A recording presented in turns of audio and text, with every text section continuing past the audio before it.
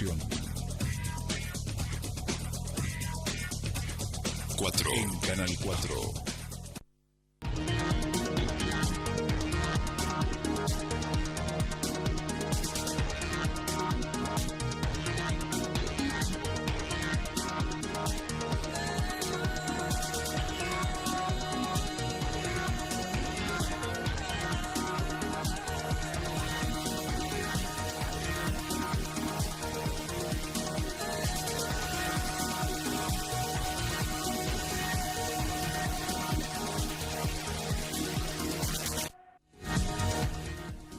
Buenas noches, audiencia. Hola, Daniel. Buenas noches, Néstor, ¿cómo le va? Bien, bien. Hemos subsistido la experiencia de anoche. De anoche, una experiencia gastronómica muy interesante. Bien, pero ya con nuestra audiencia le agradecemos que nos acompañen también esta noche y les prometemos con Daniel que le vamos a permitir que se levanten 2 veces a lo largo del programa porque el resto es imperdible. Sí, señor, sí, señor. Hemos preparado un programa de eso que nos gustan al menos a nosotros con Néstor, ¿no? Vamos a hablar un poco de un tema de actualidad, como es el caso Maldonado, y después vamos a hablar de un trabajo de investigación histórica que desarrolló un sanfrancisqueño que con Néstor hemos tenido la posibilidad de hojearlo y de empezar a leerlo, impecable, que va a ser presentado mañana. Así que vamos a poder hablar en profundidad de ese trabajo y de lo que significa ese trabajo. Pero en el primer bloque, como les decíamos, el caso Maldonado, un caso que está presente en la realidad política, institucional de nuestro país, y para este primer abordaje nos interesaba la mirada desde el punto de vista de quienes integran los organismos de derechos humanos de nuestra ciudad y tienen una perspectiva sobre este tipo de cuestiones. Y tienen una posición también respecto del caso Maldonado que nos interesa conocer. Así que lo invitamos al doctor Guillermo Peretti, que siempre muy amablemente acepta estos convites. Así que, Guillermo, buenas noches y bueno, muchas gracias por aceptar esta invitación. Buenas noches, ¿cómo le va? Bueno, ¿qué perspectiva tienen las organizaciones de derechos humanos sobre esto que ha conmovido al país de norte a sur, de este a oeste? Es decir, Nosotros en la Comisión de Memoria y Justicia, y yo particularmente, veo el tema con mucha preocupación, veo el tema con tristeza y con dolor, porque nos retrotraen a situaciones que uno creía definitivamente superadas, sobre todo en democracia. Recuerdo siempre que cuando Alfonsín en su campaña decía por 100 años de democracia, parecía algo imposible, y ya llevamos más de 30. O sea que en una democracia que se ha consolidado en el tiempo, este tipo de hechos me parece que no ayudan para nada, sobre todo por la actitud que ha tenido el gobierno en la investigación de este caso, con relación a una falta de interés demostrada, con relación a un tardío enfrentamiento de la situación. Recién hoy enviaron al secretario de Derechos Humanos allá, y me parece que a mí me preocupa la vida de Santiago más allá de la cuestión política. Yo no lo veo como una cuestión dentro de esta famosa grieta. Yo creo que si hubiera sido un ministro de otro gobierno, como es Patricia Bullrich, que no tenga la protección mediática que tiene y la defensa incondicional de la gran mayoría de la prensa, hubiera tenido una tapa en contra todos los días, porque realmente la actitud, y ayer lo dijo otra diputada, Victoria Donda, que en una reunión la ministra Bullrich dijo, y una de las hipótesis que se le haya pasado a alguno de la gendarmería.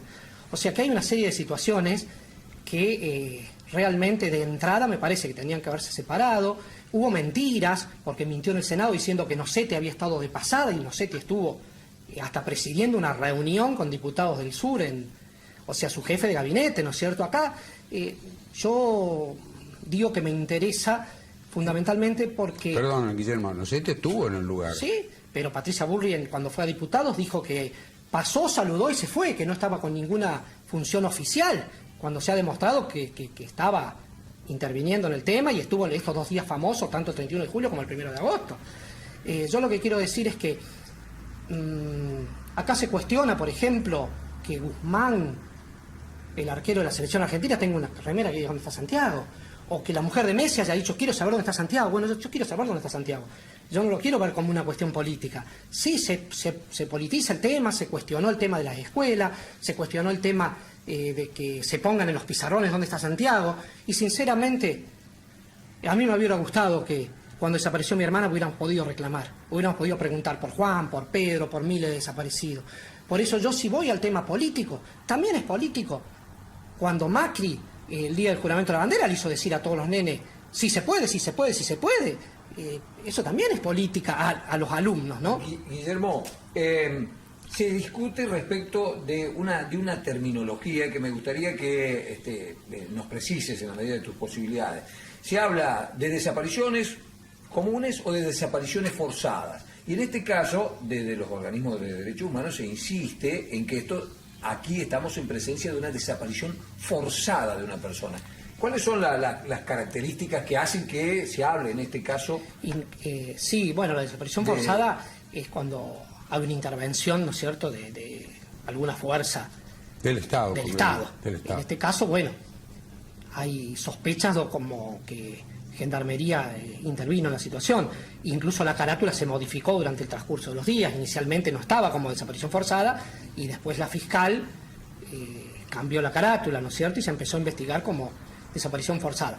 Yo a lo que voy es que me parece que lo que nos tiene que ser una cuestión, me parece, más allá de connotaciones políticas, tiene que ser algo moral, tiene que ser algo ético, tiene que ser algo humano. Independientemente de la causa que estaba, Guillermo, me parece a mí, independientemente de la causa que estaba defendiendo este joven, con el cual uno la puede compartir o no, ¿no es cierto? Es un ser humano. Seguro, es decir, en un país que se pretende democrático, no pueden desaparecer las personas.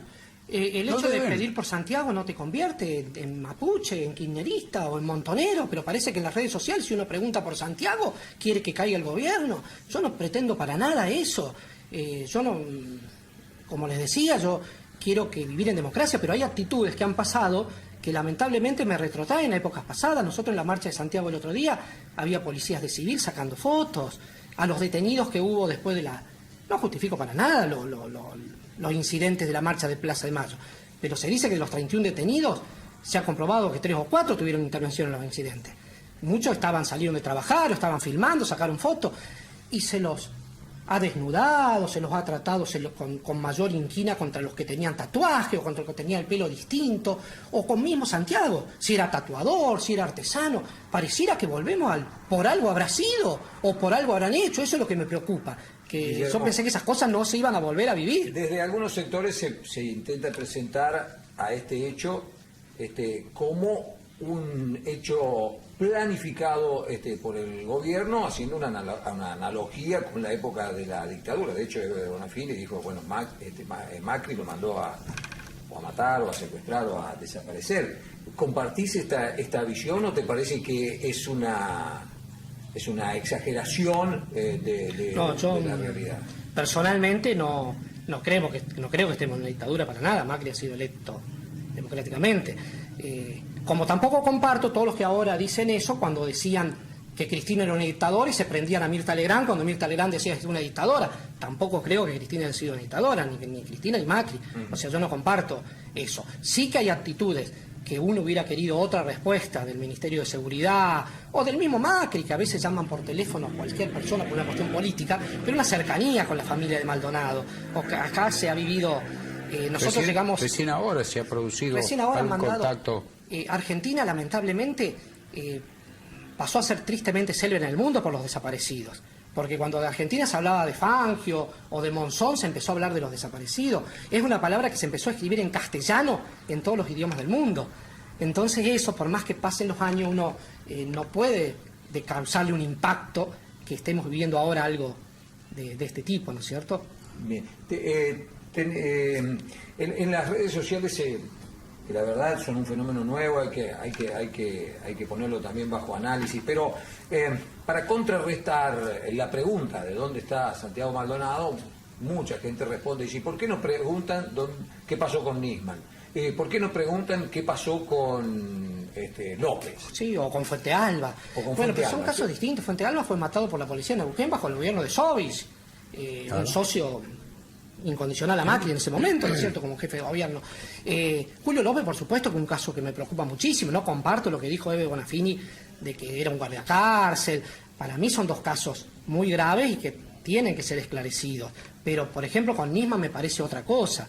Me parece que en Nisman hay una causa judicial en la cual estuvo casi un año bajo el anterior gobierno. Y lleva casi 2 años bajo este gobierno. También, y tampoco, porque Garabano a veces dice, y no hay resultados. Bueno, pero hace 2 años que tenemos otra justicia y tampoco hay resultados, ¿no es cierto?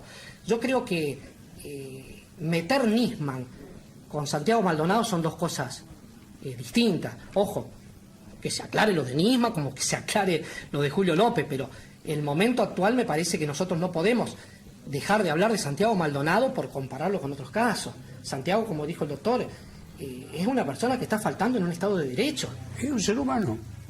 Es un ser humano que piense lo que piense y pensemos nosotros lo que pensemos de la actividad que él desarrollaba. No puede desaparecer como desapareció. Aparte se han planteado un montón de hipótesis, que estaba con un camionero en Entre Ríos, que estaba en Mendoza con un cura, que lo tenían los mapuches. O sea, yo quiero que aparezca. Esa es mi preocupación fundamental. Lo que pasa es que creo que hay una protección, como no he visto nunca yo en democracia, de la mayoría de la prensa, planteando esto como que si el que reclama por Santiago tiene que ser sí o sí un kirchnerista. Y yo no creo que sea así. ¿Tenés esperanza de que la investigación llegue a alguna conclusión, que estén dadas las condiciones técnicas, humanas, de decisión política? Porque a mí me da la sensación de que este tema, esto es, digamos, una opinión que la comparto con vos y con Ernesto para charlar. A mí me da la sensación de que si hay alguien que está realmente preocupado por tener una respuesta sólida a la pregunta ¿dónde está Santiago Maldonado?, ese es Macri, porque que era un tema que intentó ser relativizado, en el que se puso en marcha un operativo a través de troles en las redes sociales escandaloso, con fotos de gente muerta que decían que era Maldonado y no era, con audios que decían que ahora salió el ADN, bueno, que no era el puestero, con una cantidad de operaciones tremendas. Me parece que esto que en un principio fue relativizado, en este momento, y especialmente desde ayer, desde que Mirta Legrand en lo de Jorge Rial le dijo a Macri, que dio la orden de no hablar. Claro, y ojo que este es un tema que le preocupa a la gente. Me da la sensación de que si hay alguien que está preocupado por llegar a saber qué pasó con Maldonado, ese es Macri. ¿No tenés esa perspectiva? Sí, aunque la conclusión fue la gendarmería. Lo que pasa es que esa defensa incondicional de la gendarmería, sobre todo de la ministra de Seguridad, donde dijo yo no voy a tirar por la ventana a ningún gendarme, me los banco, que no me parece que son los términos adecuados, pero yo banco a la gendarmería, me parece que orientó la hipótesis hasta una falta de responsabilidad total de la gendarmería. Y ahora se van dando cuenta que es una hipótesis también investigable, ¿no es cierto?, a considerar. Y ese giro, por más que Marcos Peña siga diciendo que respaldan totalmente a Patricia Bullrich, pero también varió su discurso Marcos Peña en este tiempo, porque de descartar la intervención de gendarmería se empezó a analizar esa posibilidad, ¿no? Les vuelvo a decir, yo lo veo desde el punto de vista de los derechos humanos, no me quiero meter en el tema de la grieta, porque a mí lo que me interesa es que él aparezca. Hubo una movilización días pasados, bueno, en Buenos Aires, pero en San Francisco también. ¿Cómo evaluás la respuesta del sanfrancisqueño a esa convocatoria y en términos generales a esta cuestión que es el caso Maldonado? ¿Cómo lo percibís vos a la sociedad sanfrancisqueña en esta cuestión? En San Francisco no son multitudinarias las manifestaciones. No es como ha sido en Buenos Aires, o como ha sido bastante en esta última en Córdoba, porque se había juntado también con estos casos que había habido allanamientos a locales de izquierda y había una protesta en esos días después de la marcha contra el gatillo fácil. Entonces esta vez en Córdoba fue bastante mayor la concurrencia. En San Francisco no es así, pero la gente que va realmente por convicción, porque vos ves de centros de estudiantes, ves profesores, ves profesionales, ves niños con sus padres, y se están pidiendo por la vida de una persona. Sí, yo no quiero entrar a la guerra de las redes sociales, porque sinceramente todos los que estamos en la marcha somos montoneros porque vamos a ver la vida de Santiago Maldonado. Si escuchás al otro lado de la grieta, ¿no es cierto? Y las organizaciones de izquierda siempre estuvieron los derechos humanos reclamando. O sea, es triste los disturbios. Pasen una cancha de fútbol, que a lo mejor por 10 o 20 que tiran una piedra online, se suspende un partido, y todos los otros 40.000 que fueron a ver pacíficamente un partido de fútbol se encuentran ante un grupo de inadaptados, digámosle. Pero las organizaciones de izquierda siempre apoyaron este tipo de lucha. O sea, la lucha por los derechos humanos no es, como dijo hace poco una persona que yo no me gusta cómo ha cambiado de posición, que es Fernández Meijide, que tenía una posición sobre los derechos humanos y la ha variado bastante, pero dijo que este gobierno no tiene el hábito terminológico de los derechos humanos. Y sí, o sea, nunca en este tipo de reclamos estuvieron los Prat-Gay, los Peña, los... Vos dijiste cuando empezamos la charla, que hablaste de presencia policial de civil sacando fotos, pero hiciste referencia a San Francisco. ¿Eso sí, sucedió acá en San Francisco? En San Francisco sucedió y nos llamó la atención, estaban en los celulares, sacaban fotos, nos llamó la atención porque generar a lo mejor temor, son situaciones... Guillermo, ¿no es una tarea de inteligencia que está prohibida por la ley, eso de buscarle la afiliación política a la gente? Sí, nosotros nos llamó la atención porque hubo policías que acompañaron en la marcha, pero con su uniforme. Incluso había 4 o 5 detenidos específicamente en un lugar, que era en el local del PRO, porque en el 24 de marzo habían escrito 30.000 en el local del PRO. O sea, había en ese único lugar. La marcha fue hasta el Paseo de la Memoria, pero en ese lugar, había un micrófono abierto, la gente podía tomar el micrófono y hablar, había un grupo de policías que habían acompañado la marcha y que sacaban fotos. Vuelvo a decir, son unas cuestiones que me preocupan porque uno las creía superadas. Que exista detenciones indiscriminadas, que existan una serie de persecución porque tenga un tatuaje una persona, porque tenga un color de pelo distinto. Recién hablabas, no querías poner el tema de Maldonado dentro de lo que es esta matriz de análisis de la realidad política argentina que se ha denominado la grieta, pero analizando la grieta en términos generales, desde tu mirada, que siempre es interesante conocerla, ¿qué tendría que pasar en la Argentina para que evolucionemos a un acercamiento en ese sentido y a que esa grieta no nos empantane, digamos, y no nos demore tanto el proceso de desarrollo y de crecimiento al que entiendo que aspiramos todos? Yo creo que lamentablemente se está agudizando, se está profundizando. Yo personalmente no he votado ni a Cristina ni a Macri, pero veo que cada vez es mayor las diferencias que uno nota en las redes sociales, que uno nota en los términos, en el trabajo, en la calle. Yo lo que veo que no se mide con la misma vara a lo mejor. Por ejemplo, yo dije lo que hubiera sido una ministra como Burri en otro gobierno y hubiera tenido una tapa en el Gran Diario Argentino día por medio. Hubo un caso acá que cuando la justicia no falla como queremos, ahí, o sea, reclamamos la justicia mientras resuelva como queremos. Cuando no resuelve como queremos, como ha pasado con este gobierno, le inició el juicio político a los camaristas que fallaron a favor del gremio de los bancarios o que fallaron a favor del gremio de los docentes. El caso de Freiler. ¿El fin justifica los medios? Todos quieren que deje de ser camarista, a lo mejor habrá motivos, pero el fin justifica los medios, lo que hicieron, que demoraron un juramento, que tenían 14 puntos en el orden del día, pasaron por alto los otros 13 para votar únicamente el de Freiler y levantar la sesión. Había 2 o 3 reuniones anteriores, las suspendieron por falta de quórum porque nadie entró únicamente a la de Freiler, y eso se ve como una trampa, como se vio como una picardía, y yo creo que son situaciones que no ayudan, que agigantan la grieta. Guillermo, siempre un gusto tenerte aquí entre nosotros, gracias por aceptar estas invitaciones. Bueno, yo les agradezco a ustedes y les agradezco fundamentalmente que me hayan dado este espacio para que podamos pedir por Santiago Maldonado, porque yo creo que un desaparecido es mucho. Para nosotros es un placer y bueno, y esta ha sido siempre una tribuna donde nos podemos jactar, Néstor, a lo largo de 11, 12 años, casi que hacemos más, 13 años que hacemos el programa, de haber invitado a todo el mundo a que diga lo suyo y a ser amables y hospitalarios con nuestros invitados, aun cuando pensemos diametralmente distinto. Nosotros vamos a buscar una pausa, este es un tema que seguramente va a volver a estar en nuestra mesa y con todos los puntos de vista posibles. Cuando volvamos, un tema que nos apasiona, que es nuestra historia. la historia regional. En este caso, un compendio, un trabajo de investigación que queremos poner en valor y al que le queremos dedicar todo el tiempo necesario para que su autor y la persona que lo va a presentar mañana en la presentación del libro, que son dos amigos de la casa, nos cuenten, bueno, de qué se trata este libro y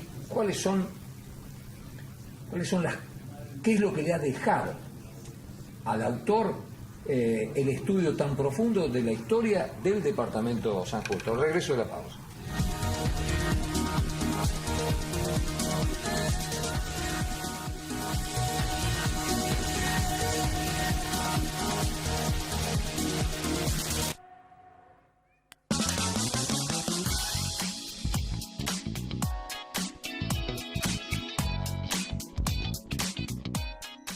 Moratoria Municipalidad de Frontera, una oportunidad única. Deudas administrativas y deudas en gestión judicial. Reducción de hasta 100% en intereses y multas formales. Acércate a la municipalidad y arma tu propio plan de pago hasta en 24 cuotas. Municipalidad de Frontera, nuestra ciudad. Victoria Civalero, Intendenta.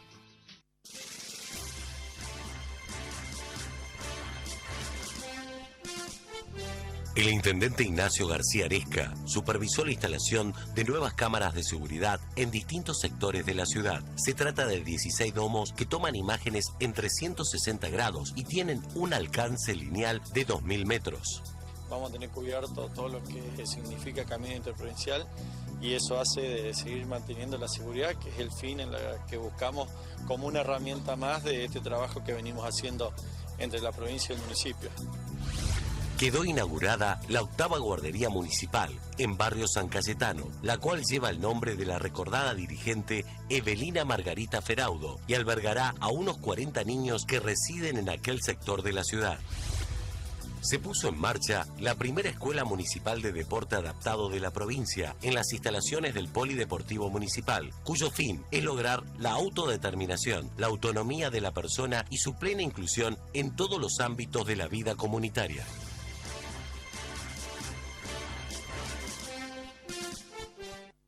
Bowie, colección primavera-verano 2018. Lo que se viene, lo que se viene. Todos los días 15% de descuento con Banco Macro. Los viernes 20% de descuento con Banco Nación. De jueves a sábados, ahora 12 con todas las tarjetas. Bowie, primavera-verano 2018. Seguinos en Facebook.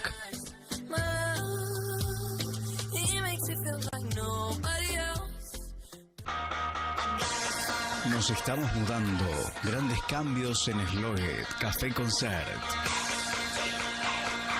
Gran inauguración viernes 15 de septiembre en Moreno 141. Con grandes bandas en vivo. Viernes y sábados. No te lo pierdas. Media Cuadra, ahora en 25 de mayo 1873. Todo es diseño, mucho estilo, nuevas marcas, un escenario ideal, todo renovado. Las mejores promos con precios inigualables. Media Cuadra, ahora un shopping de moda en 25 de mayo 1873, San Francisco.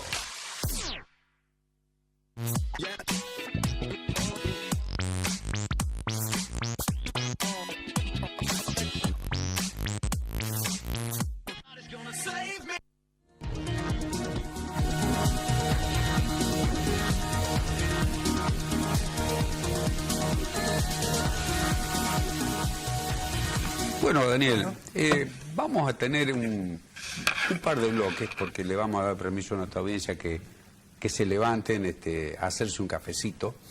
Lo he empezado a leer al libro de nuestro invitado, me apasionó, por la información y por lo sugerente que recordaba que, mientras lo leía, que semanas atrás, con Evangelina, habíamos presentado, como que en el que leíste, unos poemas de Borges, ¿no es cierto? Y le hice leer a Evangelina aquel canto a don Jacinto Chiclana, ¿no es cierto? Y Borges allí dice: quisiera saber qué laya tenía aquel hombre, alto y serio lo veo. Bueno, cuando leía algunos personajes que van desfilando en la historia que escribió Carlos Cornaglia, porque de él lo tenemos ahora aquí con nosotros, sí, ahí hay unos personajes de la época de la colonia que te generan esa sugerencia así. ¿Cómo habrá sido este tipo? ¿De qué laya era este hombre? Realmente es un texto de historia muy bien contada, no es esta historia, vos también tenés que haberla soportado en el secundario de Astolfi, que era indigesta, pero así, solamente aquello de con letra con sangre, que la podíamos aprender, esa historia era una cosa que era imposible, ¿no? La aprendíamos de memoria, no había forma de entenderla. Es un libro con una muy buena pluma, muy leíble. Pero lo vamos a presentar a los amigos, en principio al doctor Carlos Cornaglia, y aquí le mencionamos. Gracias, Carlos, por acompañarnos. Buenas noches, gracias por invitarme. Es un placer tenerte aquí para hablar de estos temas que nos apasionan. Y mañana va a oficiar de presentador, pero hoy también vamos a charlar un rato con él sobre estos temas y sobre lo que le sugieren estos temas el doctor Adolfo Kuniski. Adolfo, Fito, bueno, buenas noches, muchas gracias por estar aquí con nosotros. Gracias por invitarme. Un placer tenerte aquí. Carlos, primero, ¿qué te mueve a llevar adelante semejante trabajo de investigación? Y en segundo lugar, ¿cómo encaraste la búsqueda de semejante cantidad de información volcado en este trabajo? Bueno, yo quería escribir la historia de San Justo, pero no sabía cómo hacerlo. Tenía dos problemas que resolver. Primero, ¿desde qué momento arrancaba? Yo podría haber empezado en el momento que llegan los gringos chacareros, una historia que ya está contada, y empezar a describir cada una de las colonias y de los pueblos que se fueron creando. Pero hubiera sido muy mezquina esa historia, muy parcial, además reiterativa, nada original, reiterativa de lo mucho y bueno que ya está escrito. La otra alternativa era empezar diciendo, señores, en 1859 el gobernador de Córdoba, Mariano Fragueiro, dijo hay que dividir el departamento de Río Segundo, lo que está al oeste se llama Río Segundo, lo que está al este se llama San Justo. También es una historia contada. La contaron grandes historiadores, José Patacho Lencina, Julio Fabrí, Joaquín Martínez la contaron. Y también hubiese sido injusto porque me olvidaba de 200 años, de un pasado incluso anterior, pretérito a la llegada de los colonizadores españoles. Entonces decidí que no, si el trabajo tenía que ser un trabajo de investigación, debía aportar alguna originalidad. Y la originalidad era remitirme atrás en el tiempo para ubicarlo en un contexto determinado al departamento de San Justo, a este terruño, a esta comarca o a su tierra.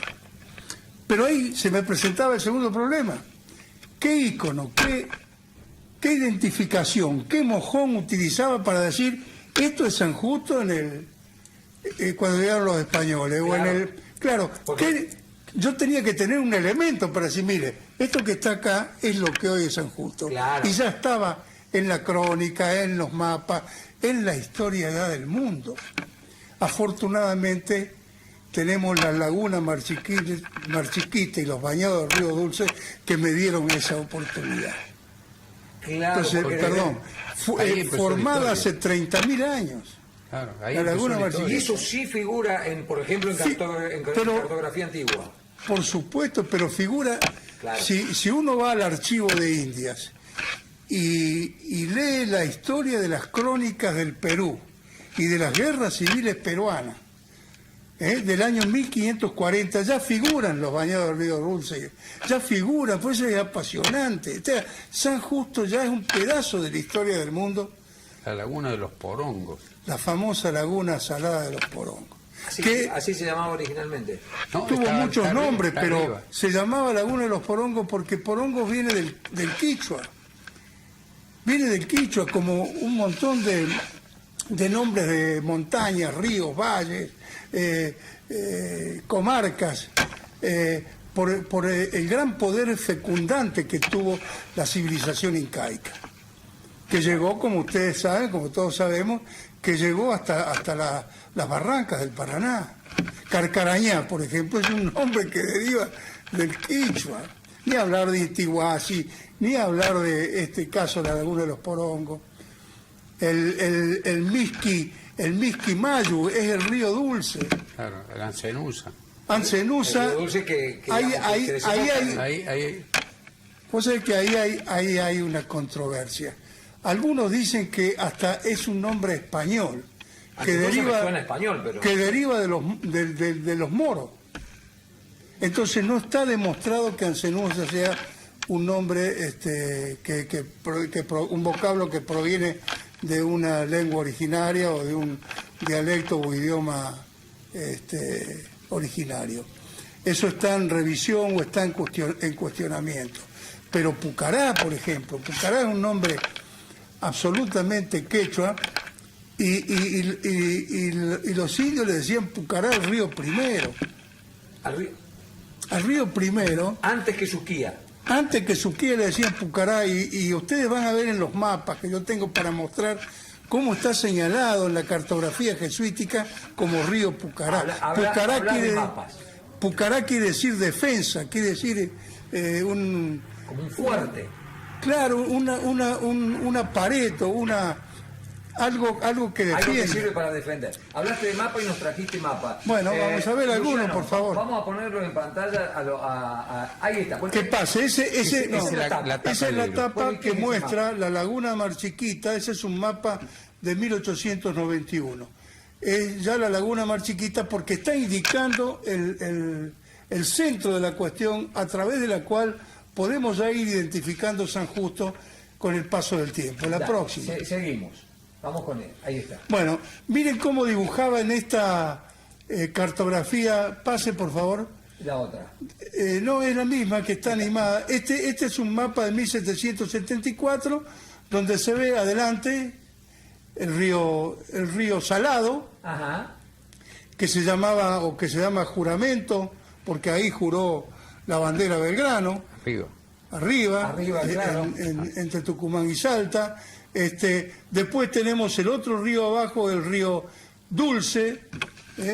En ese triángulo está marcada la ciudad de Santiago del Estero. Abajo tenemos el río Primero, después el río Segundo y la ciudad de Córdoba. Y en un círculo ustedes vean cómo terminan, esa es la zona de la Mar Chiquita, cómo terminan todos los ríos, como en Estero, como en Bañado. Claro, todavía sin la conformación actual. Porque no tenían todavía la noción, pero indudablemente esa es la Laguna Mar Chiquita. Y el río Dulce, que es uno de los principales afluentes de la Mar Chiquita, termina como un estero, como un bañado. Adelante. Incluso, Sí, Carlos, ahí está. cuando hablas de cuándo se formó la Mar Chiquita, la ubicamos Hace más o menos 30.000 años. Entre 30 y 50.000 años. Se formó por una falla geológica que levantó, que tiene un eje que empieza en Belincué, sigue por Tostado hacia Selva y pasa por Alto de Chipión y levantó la tierra como 30 o 40 metros. Entonces el río que antes primitivamente desembocaba en el Carcarañá, el río Primero, el Segundo y el Dulce, quedaron encajonados ahí y se formó el lago Salado de la Mar Claro, Chiquita. hizo de dique esa Claro. pared, digamos. Bueno, Interesante. este es interesante porque muestra, siga por favor, ahí están los ríos, el primero, el Dulce, el primero, el segundo, el Carcarañá. Eso que está entre puntos negros es el camino que siguió Jerónimo Luis de Cabrera cuando después de fundar Córdoba, a los 7 días, sigue el curso del río Tercero, llega a la unión del río Tercero con el Cuarto, sigue el Carcarañá y llega al fuerte Santi Espíritu. Pero la otra corriente, casi simultánea, nace en Santa Fe, está de color verde, adelante, y confluye ahí, es la de Juan de Garay. Claro. Llegan casi en el mismo momento ¿Y qué nos importa a nosotros lo de San Justo? Se crea un conflicto de límite fenomenal. Ya en aquella época. Ya en aquella época, estoy hablando de 1570 y pico, 73, que fue la fundación de Córdoba. A los 7 días ya estaba. Yo pienso, ¿qué hubiera pasado, supongamos, si Juan de Garay hubiese llegado 2 días antes de Jerónimo Luis Cabrera? Toda esta zona del departamento sería santafesina. Claro. ¿Y qué hubiese pasado si no hubiesen llegado juntos? Quedaba firme lo de Cabrera y Santa Fe no existiría. Sería Córdoba. Sería todo Córdoba. Fíjense qué importante es tener estas cosas para contextualizar. ¿Cómo se explica las situaciones actuales? El conflicto limítrofe que nosotros tuvimos con que San Justo tuvo con Santa Fe, que recién quedó saldado en 1970. Todavía en 1970 se discutía si parte de Mortero y alguna de las colonias pertenecían a Córdoba o a Santa Fe. Hubo un laudo famoso de la Corte Suprema de Justicia. Las provincias, una provincia lo desconocía, la otra también, los peritos que no se ponían de acuerdo. O sea, toda una lucha a partir de la confluencia de esos dos colonizadores. Bueno, esto es un mapa muy, muy interesante. Ustedes van a ver... Perdón, Carlos, pero en términos de explicación histórica, esto que me estás diciendo es un hallazgo. Bueno, yo saco esa conclusión de ver estos mapas y de analizar el tema. A lo mejor no es nada nuevo, porque el tema ya estaba hay que leer el fundamento de la Corte, que está en el libro, en el famoso libro de San Francisco que escribió Joaquín Martínez, que como abogado y conocedor de la jurisprudencia desmenuza el fallo y ve cómo la Corte se encuentra en un problema que va más allá de lo jurídico, porque ambos tenían títulos absolutamente válidos, los dos.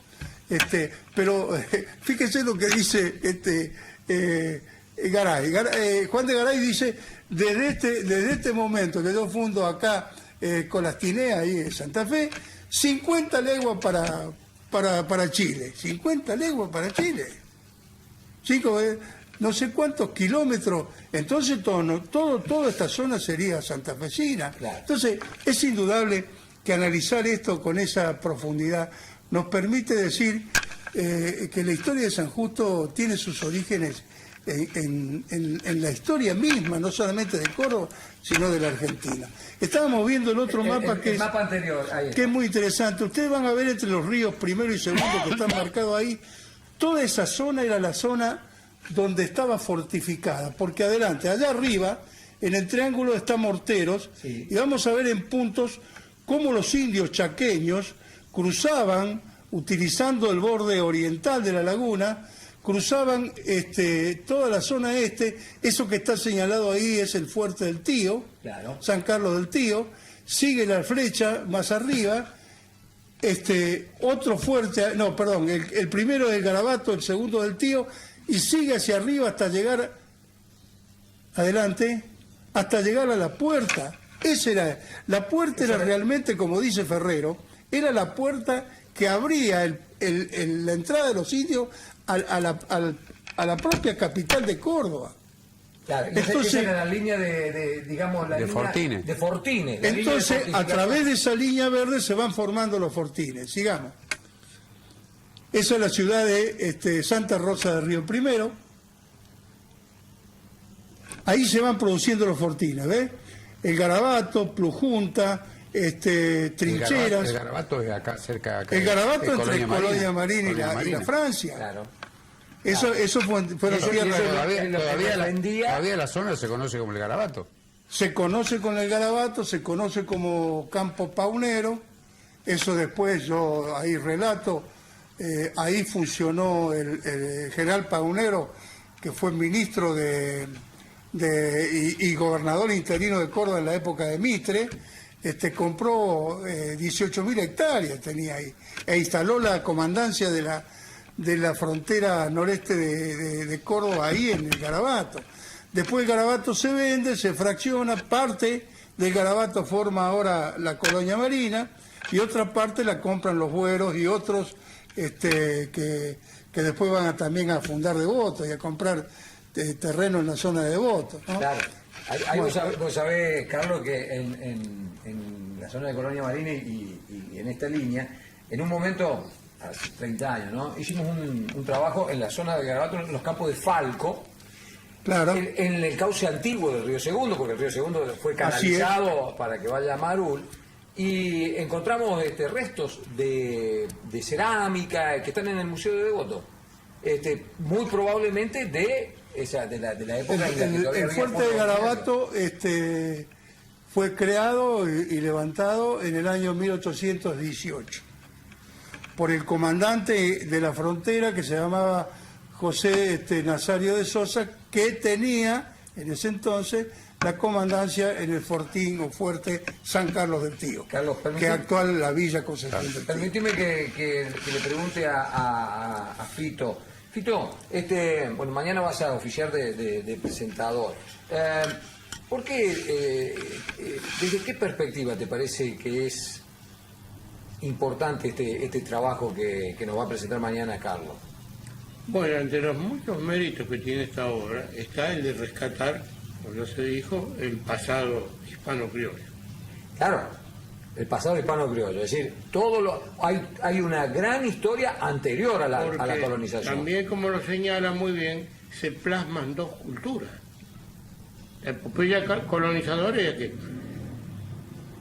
una sin desmedro de la otra, las dos tuvieran mucha importancia. Si no hubiera sido por ese pasado hispano criollo, con los fortines, con la defensa, que dejaron despejado la colonización posterior, a la cual hay que adjudicarle todos los méritos que tiene, pero indudablemente ese pasado le sirvió. Entonces, y además, una identidad se creó, una identidad cultural. Yo descreo de esas categorías que vienen del romanticismo, que son un poco reaccionarias, del ser nacional y todas esas cosas que son cuestionables, pero sí creo en identidades culturales, sí, señor. Porque interactúan las culturas, el bagaje cultural. Recién dijo Carlos, refiriéndose a los gringos cariñosamente, yo también lo hago.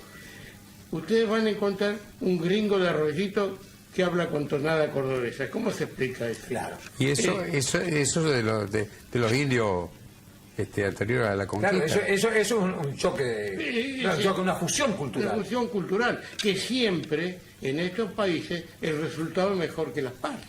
Claro, como le llama la atención, por ejemplo, a los italianos que vienen a visitarnos, que nosotros, con nuestros apellidos, hablamos el castellano como lo hablamos, por ejemplo, en el caso nuestro y de Carlos. Un Cornaglia que habla castellano, un Pastore.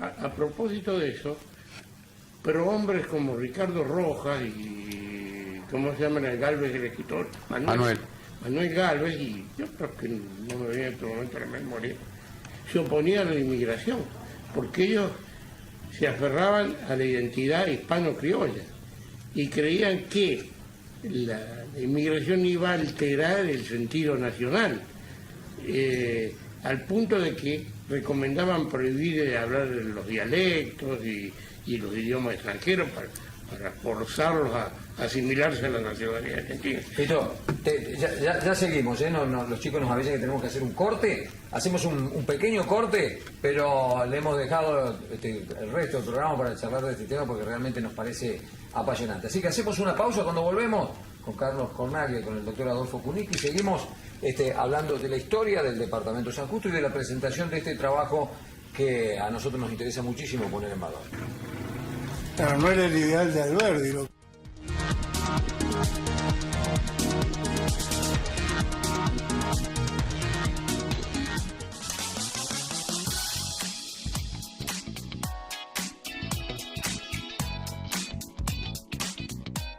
Evolucionamos juntos y reevolucionamos las ofertas en Musimundo. Aprovecha un 15% de descuento en todos los teléfonos celulares, con todos los medios de pago. Musimundo, parte de tu mundo. Gracias a cada uno de los vecinos que le dijeron sí a que recuperemos el rally regional para nuestra querida ciudad. Juntos, vivimos un evento deportivo que volvió para quedarse. Como intendente siento una alegría enorme de haber cumplido, una tarea cumplida, ¿no? Hoy, este trabajo en equipo que llevamos adelante se ve su fruto, ¿no? Hemos logrado hacer un rally, hemos logrado que nos cuidemos entre todos, hemos logrado que se pueda hacer una fecha extraordinaria en la ciudad y seguramente esto posibilitará de que vengan las futuras competencias aquí en la ciudad, sabiendo de que hemos hecho las cosas bien, ¿no? Municipalidad de la ciudad de Arroyito. Arroyito, ciudad de vecinos. Mauricio Cravero, intendente municipal. No lo necesitas hasta que lo ves. Estamos hechos el uno para el otro. Lo quiero, lo quiero, lo quiero. Me gusta, te gusta. Todos los colores. La naranja que faltaba. Nuevos productos. Cuando tú me tocas me gusta. Cosa linda. Almacén de diseño. Pueyrredón 35. Viernes 8 de septiembre. Vuelve Guerreros en la Jaula 6. Canal Super 2. Canal Super 2. Y una noche extrema de kickboxing y MMA. La bestia de la gente buscará el cinto provincial categoría peso pesado.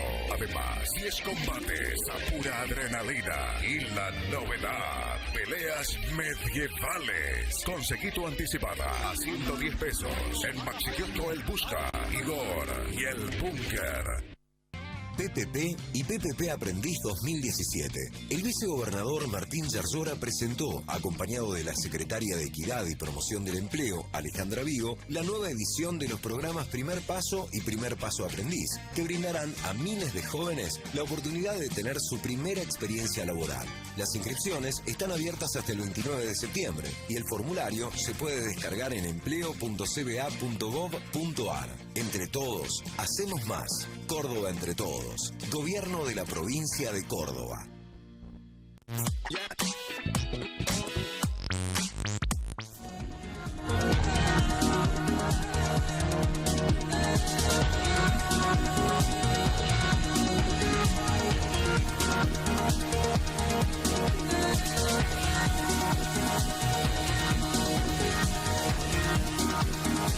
hay ninguna duda. Bueno, sigo insistiendo, Daniel, una vez más, que le vamos a pedir al arquitecto Lucarelli una cámara para grabar el backstage, porque... Las charlas se tornan jugosas. Se tornan bien jugosas. Pero al aire también, Carlos, decíamos, conjunción de dos corrientes, la de Juan de Garay, que venía de Buenos Aires para arriba, y la de Jerónimo Luis de Cabrera, que bajaba de Lima, digamos, ¿no es cierto? Esa conjunción que vos verificás allí, en tu trabajo en el 1500 y pico, ¿se proyecta después a lo largo del tiempo? Claro que se proyecta, porque eso queda como, no digo tierra de nadie, porque siempre Córdoba reivindicaba esas tierras, se sabía que Quebracho Herrado, y se admitía, y era generalmente admitido, que Quebracho Herrado era el límite sur de la provincia de Córdoba. Pero las tierras que de ahí suben hacia el norte, esas tierras eran de nadie, y nadie las ocupaba.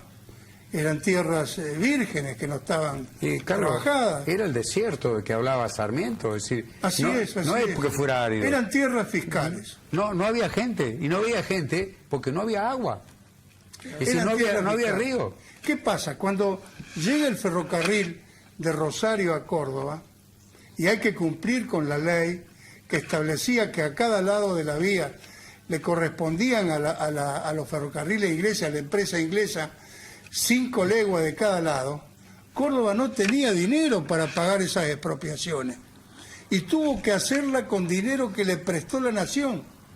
Y como tampoco tuvo dinero para devolverle a la nación, puso como garantía las tierras de San Justo, el este de San Justo.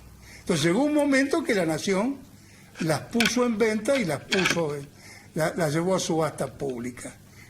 Allá por los años hubo 3 remates, uno en el 73, otro en el 78 y el último que compra, por ejemplo, en el caso nuestro, que compra Oliva, que compra Crisólogo Oliva, claro, las tierras que ahora corresponden a las que después compró Iturraspe y Agrelo, en el 83. San Francisco de la Colonia se funda, como todos sabemos, en el 86. Sí, señor. Pero Yo lo que quiero decir es que las tierras de San Justo fueron las que sirvieron para que la provincia de Córdoba pudiera cumplir con sus compromisos fiscales con la nación y fueron el primer puntapié de la partición de la tierra en Córdoba, de la subdivisión y la partición. Para llegar a eso, hubo que primero amojonar y deslindar, y ahí viene otra vez el problema. Otra vez el conflicto. 200 y pico, 300 años después se plantea el conflicto del límite. Van a la Corte toma una resolución política, sabiendo de que no puede dar a ninguno o a otro porque se superponían los títulos absolutamente legítimos de los dos conquistadores, y eso continúa después hasta que en un momento determinado hay que poner un punto final, y una ley de la nación establece finalmente la diferencia. Y eso recién ocurre en 1970, cuando, por ejemplo, se pensaba o Santa Fe pretendía parte de Morteros o parte de alguna de las colonias que conforman Morteros.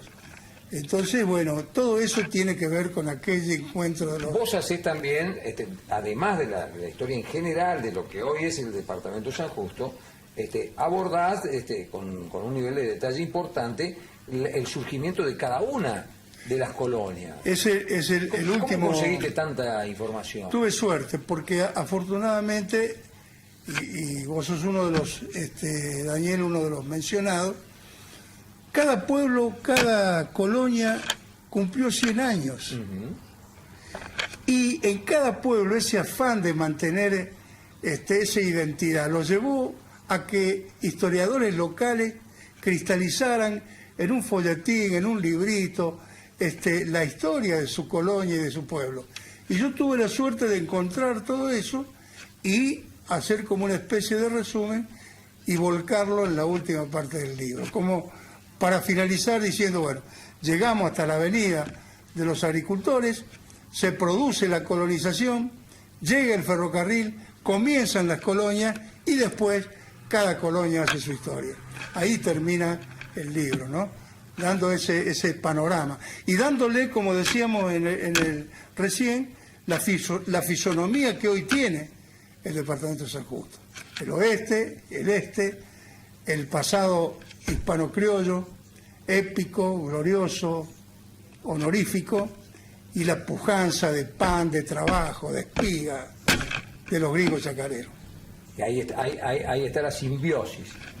En lo que son las zonas, por ejemplo, vos charlábamos fuera de cámara de algunos procesos interesantes, como por ejemplo colonias que quisieron ser y no fueron, intentos de comunidades de carácter socialista o comunista, no en el sentido político, sino en el sentido de la manera de organización, experiencias que, bueno, no se conocen mucho. Así pasó, por ejemplo, con Cotagaita. Pueblo Gorge. Cotagaita, Pueblo Gorge, era, cuando muere Andrés Gorge, uno de los fundadores de Porteña,